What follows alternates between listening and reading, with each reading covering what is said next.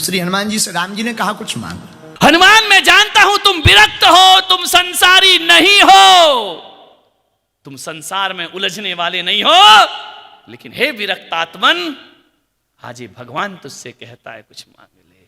तेरे द्वार खड़ा भगवान भगत भर ले रे झोली, ध्यान रखना। मांगो हनुमान। हनुमान ने कहा यार बहुत ज्यादा हो गई डिमांड, मांगो मांगो मांगो। तो हनुमान जी के भी थोड़ी औरंगाबाद की हवा लग गई होगी। उनने कहा यार चलो अब मांग ही लेते हैं, क्या बात है, इतना भगवान कह रहे हैं। तो कहा कि प्रभु बताओ दोगे या नहीं दोगे। अरे राम ने कहा तुम्हें नहीं मालूम हनुमान, रघुकुल रीत सदा चली आई, प्राण जाए पर। हमने बोल दिया, वचन दे दिया तो दे दिया, हमने शब्द दे दिए हैं। बोल दिया तो हमारे यहां प्राण निछावर हो जाए, लेकिन वचनों से हम मुकरते नहीं हैं। तुमने 14 वर्ष में ये भी नहीं जाना। बोले बस भगवान यही तो कहलवाना चाह रहे थे कि तुम वचन तो दे दो, हमको शब्द दे दो। राम ने कहा मैं तुम्हें शब्द देता हूं, जो मांगोगे हनुमान तुम्हें वही मिलेगा। बोले भगवान एक बात बताओ।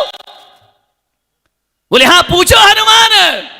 बोले इस दुनिया में, इस विश्व में, अखिल ब्रह्मांड में आपका सबसे प्रिय भक्त कौन सा है। राम ने कहा कि हनुमान तुम पूछ रहे हो मेरा सबसे प्रिय भक्त कौन है।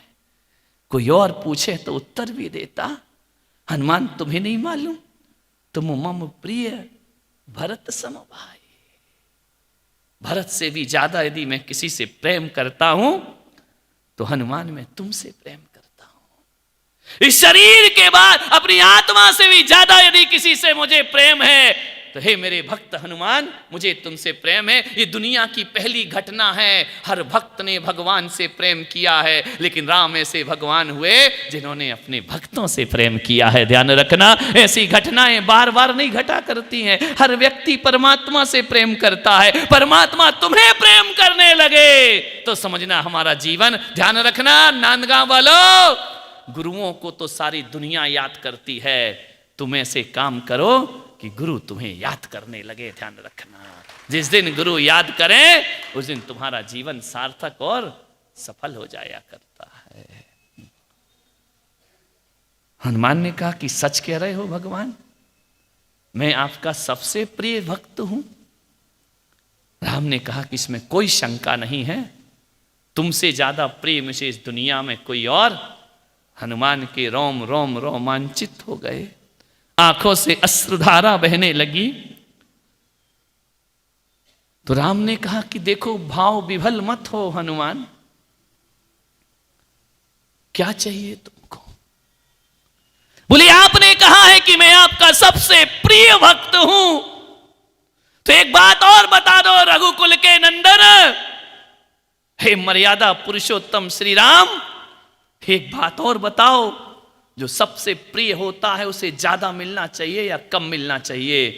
अरे सीता ने कहा क्यों हनुमान जी, अभी तो तुम बड़ी बड़ी बातें कर रहे थे, अभी कम ज्यादा की बातें होने। अब हनुमान ने कहा मैया मांग रहा हूं तो ढंग से ही मांग लेने दो। अब मांगने का जब ज्यादा ही जिद कर रहे हैं भगवान तो आज मांग ही लेता। बोले ज्यादा मिलना चाहिए कि कम मिलना चाहिए। माता सीता ने कहा जो ज्यादा प्रिय होता है उसको ज्यादा मिलना चाहिए, जो कम प्रिय होता है उसे कम मिलना चाहिए। तो बताओ भगवान, तुमने जिन जिन भक्तों को जो दिया है मुझे उससे ज्यादा मिलेगा या कम मिलेगा। राम ने कहा हनुमान तुम उलझा रहे हो, मुझे ध्यान रखना, निहायत कि तुम्हें उनसे ज्यादा मिलेगा। बोले सबको क्या दिया। बोले किष्किंधा का राजा अंगद को बनाया, सुग्रीव को बनाया, विभीषण को लंका का राजा बना दिया। जिसने जो भी किया, केवट को मैंने धन संपदा से भरपूर कर दिया, सबरी के द्वार मैंने जूठे बेर खाए, सबरी को ब्रह्मलोक में मैंने पहुंचा दिया। जटायु ने सीता का पता दिया, उसकी समाधि करके उसे स्वर्ग की ओर प्रस्थान। जिसने मेरा जो जो उपकार किया मैंने उसको कुछ ना कुछ पद जरूर दिया है। हनुमान तुम्हारे बहुत उपकार हैं, बोलो तुम्हें स्वर्ग का पद दे दूं। नहीं भगवान, स्वर्ग का पद लेके क्या करेंगे। तुम्हें चक्रवर्ती बना दूं। नहीं प्रभु, चक्रवर्ती भी नहीं बनना, भारत का आर्य खंड का तुम्हें राजा बना दूं, तुम कहो हनुमान तो तुम्हें अयोध्या के सिंहासन पर बिठा दूं। हनुमान ने कहा नहीं प्रभु, ये सब नहीं, बिल्कुल नहीं, ये बिल्कुल भी चलने वाला नहीं है। अरे तो बोले क्या चाहिए? बोले एक एक पद क्यों पकड़ा रहे, हमको तो डबल चाहिए, 2 चाहिए, सिंगल से काम होता नहीं हमारा। चक्रवर्ती बना दोगे, बाकी के पदों का क्या होगा? अरे हनुमान, राम ने कहा हनुमान एक नहीं 1000 पद ले ले, तू बोल एक बार, 1000 पद तेरे लिए तैयार। बोले नहीं प्रभु, 1000 पद ले लूंगा तो नांदगांव वाले कहाँ जाएंगे बेचारे, वो क्या खाएंगे क्या पिएंगे, वो का उनका भी तो थोड़ा सा ध्यान रखना है, बाकी लोगों का भी ध्यान रखना, सारे पद मैं ले लूंगा, इनका क्या होगा? तो राम ने कहा कि भाई क्या चाहिए, बोलो कौन सा पद?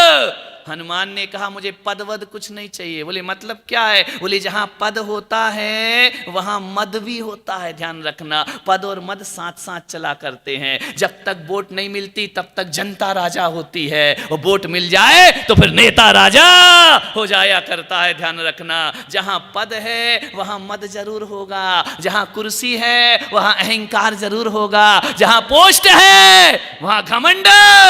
ये पद और मद सगे भाई है, ध्यान रखना, अकेले नहीं आते हैं, अपने साथ अहंकार को भी लेकर आते। हे प्रभु अहंकार नहीं चाहिए मुझे, और फिर ऐसे पद लेके क्या करूंगा?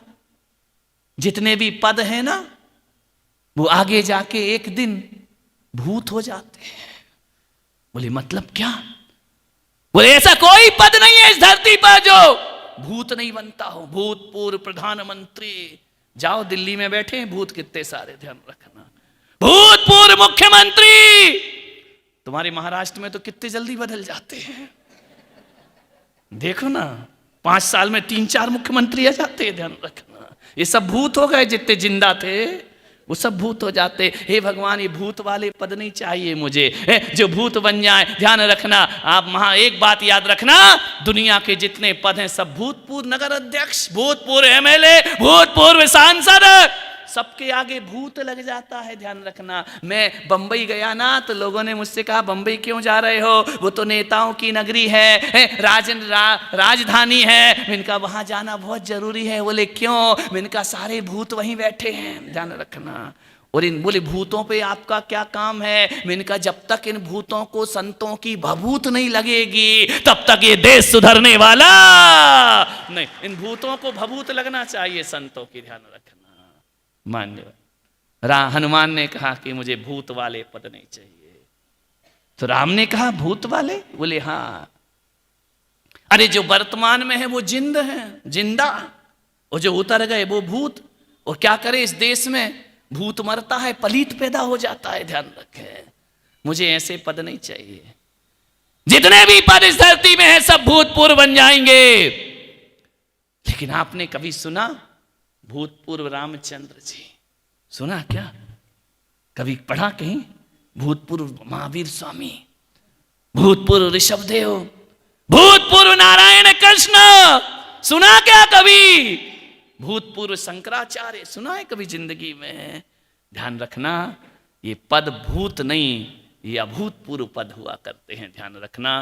दुनिया के सारे पदों की एक आयु होती है, 5 साल बाद पद मुक्त हो जाता है आदमी, 3 साल बाद पद मुक्त हो जाता है आदमी। लेकिन कभी आपने सुना भूतपूर्व शांति सागर, भूतपूर्व विद्या सागर, भूतपूर्व विमल सागर? कभी नहीं सुना। ये पद भूतपूर्व पद नहीं, ये अभूतपूर्व पद हुआ करते हैं, ध्यान रखना।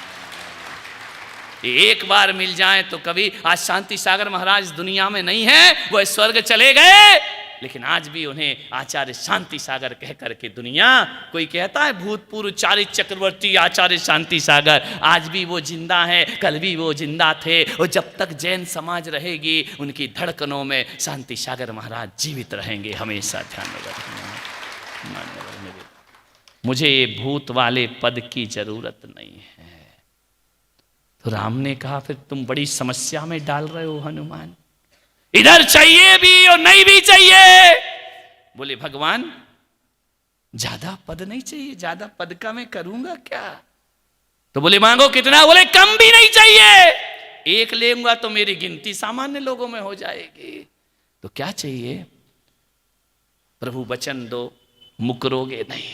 अरे बिल्कुल नहीं, मांगो क्या चाहिए? बोले 2 पद दोगे? बोले दूंगा। बोले पक्का? बोले पक्का। राम ने कहा मांगो, हमने वचन दे दिया आपको। हनुमान अपने आसन से उठे और उठकर श्री राम के पास गए और जाकर भगवान के दोनों पद पकड़ लिए। हे प्रभु, ये 2 पद मुझे चाहिए और किसी पद की मुझे जरूरत नहीं है। ध्यान रखना, दुनिया को एक एक पद देना, हजारों पद देना, लेकिन हनुमान कुछ नहीं चाहता है।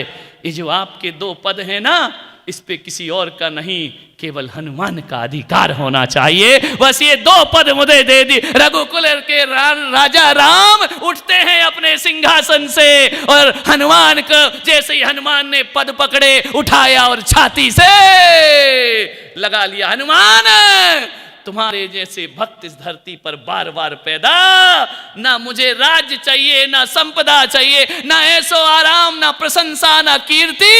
हे प्रभु, देना है, ये 2 पद मेरे नाम कर दीजिए। सीता ने हाथ पकड़ लिया राम का कि प्रभु ये क्या कर रहे हो, इनको क्यों दे रहे हैं 2 पद? आपके पास 2 ही पद हैं, वो हनुमान को दे दोगे तो मेरा क्या होगा? भाई ने कहा, लक्ष्मण ने, मेरा क्या होगा? ये मत दो, दुनिया की सारी संपदा दे दो, ये पद। सीता ने कहा, हनुमान रुको, तुम गलत कर रहे हो, अनाधिकार चेष्टा कर रहे हो, इस पद पर मेरा हक है। श्री राम ने कहा कि नहीं सीता, चरणों में पत्नी का हक नहीं होता है, चरणों में भाई का हक नहीं होता है।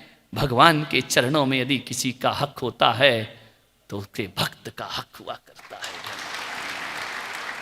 और मैं हनुमान को वचन देता हूं कि जहां जहां राम होंगे वहां हनुमान जरूर दिखाई देंगे। ध्यान रखना, इसलिए आपसे निवेदन है नांदगांव वालों, विश्व के किसी भी राम मंदिर में जाकर के देख लेना, किसी की मूर्ति मिले ना मिले, यदि राम का मंदिर है तो चरणों में हनुमान बैठे जरूर दिखाई दिया करते हैं। हनुमान बिना राम के मंदिर अधूरे हुआ करते हैं। और एक बात और याद रखना, जितने भी मैंने राम मंदिर देखे हैं ना, राम जी खड़े हैं, जानकी खड़ी है, लक्ष्मण खड़े हैं, हनुमान हाथ जोड़कर बैठे हैं। मालूम है, उनकी निगाह ना पब्लिक पर है, ना राम जी पर है, उनकी निगाह राम के चरणों पर है। मालूम है, वो दुनिया से यही कहते हैं, राम पे सबका अधिकार हो सकता है, लेकिन चरणों पर तो केवल हनुमान का अधिकार हुआ करता है। आज भी हनुमान की निगाहें श्री राम के पास हुआ करती हैं। ध्यान रखिए, जाके किसी भी राम मंदिर को देख लेना, हनुमान जी हाथ जोड़े, निगाहें उनकी किस पर हैं? भगवान के चरणों पर। ध्यान रखिए, आज जैन समाज के जितने भी मंदिर हैं, पूरे विश्व के मंदिर देख लेना, सब मंदिरों में कोई और तीर्थंकर हो या ना हो, पारसनाथ हर मंदिर में हुआ करते हैं। ध्यान रखना, कोई भी मंदिर, चाहे इतनी सी मूर्ति हो, लेकिन पारसनाथ की मूर्ति जरूर होगी। और जहां जहां पारसनाथ की मूर्ति होती है ना, वहां उनके भक्त धर्मेंद्र पद्मावती का फण जरूर हुआ करता है। ध्यान रखना, ये भक्तों का अधिकार है। पारसनाथ के चरणों में धर्मेंद्र का अधिकार है, तो राम के चरणों में हनुमान का अधिकार हुआ करता है। ध्यान रखिए, जहां जहां पारसनाथ हैं, सप्त फणा मंडल मंडिताय, कौन है वह धर्मेंद्र? पारसनाथ के भक्त हुआ करते हैं। ध्यान रखना, जहां जहां भगवान बैठता है वहां वहां भक्त बैठा करते हैं। और बाहर हिंदुस्तान, ये दुनिया केवल भगवान को नहीं पूजती है, उनके भक्तों के भी मंदिर बना दिया करती है। ध्यान रखना, उनके भक्तों की भी भगवान जैसी पूजा की जाती है। मान्यवर, आपसे इतना निवेदन कर रहा हूं कि राम के चरणों में हनुमान रह करके जीवन की धन्यता को प्राप्त कर लिया कर। कभी गुरुजन आए, किसी गुरु से जुड़ो, किसी भगवान से जुड़ो, पद से, आकांक्षा से, अपनी दुनिया भर की तुच्छ चाहतों से नहीं, गुरु के चरण जिसके जीवन में आ जाए ना, फिर उसका आचरण बदलने में ज्यादा देर नहीं लगा करता है। मान्यवर, चरणों की संपदा सोचना है, आपको विचार करना है। भगवान सारी दुनिया को छोड़ के जा सकते हैं, महावीर आए दुनिया से चले गए, राम आए दुनिया से चले गए, ऋषभ देव आए दुनिया से, और मैं पुलक सागर भी आया हूं, 2 दिन बाद तुम्हारे नांदगांव से चला जाऊंगा, ध्यान रखना। लेकिन आपसे इतना निवेदन करता हूं कि महापुरुष लोग दुनिया में आते हैं और चले जाते हैं, लेकिन एक बात याद रखना, राम इस दुनिया से चले गए, महावीर इस दुनिया से चले गए, ये सबको छोड़कर जा सकते हैं, लेकिन अपने भक्तों के हृदय को छोड़कर कभी नहीं जा सकते हैं, ध्यान रखना। जब भी कोई हनुमान सीना चीरता है तो सीता राम के दर्शन होते हैं, और जब भी कोई गाय टीले पर दूध गिराती है तो चाननपुर वाले बाबा प्रकट हो जाया करते हैं, ध्यान रखिए।